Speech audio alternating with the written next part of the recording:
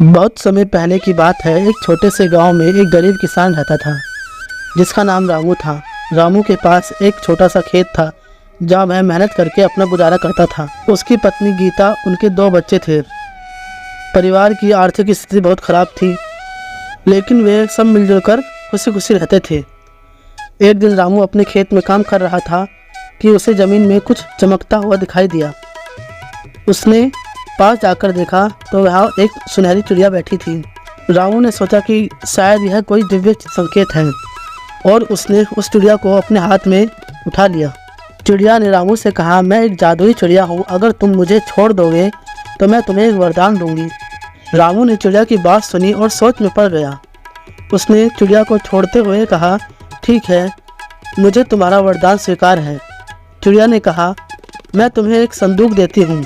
इस संदूक को खोलने पर तुम्हें हर दिन एक सोने का सिक्का मिलेगा, लेकिन याद रखना, तुम्हें इस संदूक का उपयोग हमेशा अच्छे कार्यों के लिए ही करना होगा। रामू ने खुशी खुशी उस संदूक को लिया और घर आ गया। उसने अपनी पत्नी गीता को सारी बात बताई। वे दोनों बहुत खुश हुए और उन्होंने संदूक को खोलकर देखा। वास्तव में संदूक से एक चमचमाता सोने का सिक्का निकला। अब रामू और उसका परिवार धीरे धीरे धनी होने लगा। उन्होंने अपने खेत को और बेहतर बनाया, अपने बच्चों की शिक्षा के लिए व्यवस्था की और गांव के लोगों की मदद करने लगे। गांव के लोग रामू की उदारता की तारीफ करने लगे। रामू का परिवार अब खुशहाल जीवन जीने लगा। एक दिन गांव के मुखिया ने रामू को बुलाकर कहा, रामू, तुमने अपनी मेहनत और ईमानदारी से हमारा गांव बदल दिया है। हम तुम्हें अपना राजा बनाना चाहते हैं। रामू ने नम्रता से कहा, मैं सिर्फ एक साधारण किसान हूँ, लेकिन अगर आप सबका आशीर्वाद और समर्थन मिला तो मैं इस जिम्मेदारी को स्वीकार करता हूँ।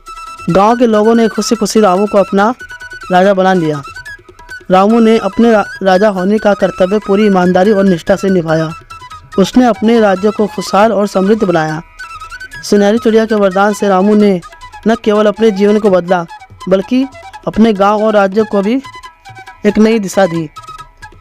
इस प्रकार रामू और उसका परिवार हमेशा खुशी खुशी रहते थे और इस तरह रामू की सच्चाई और मेहनत और उदारता की कहानी सोने का उड़न खटोला के नाम से हमेशा याद रखी जाए।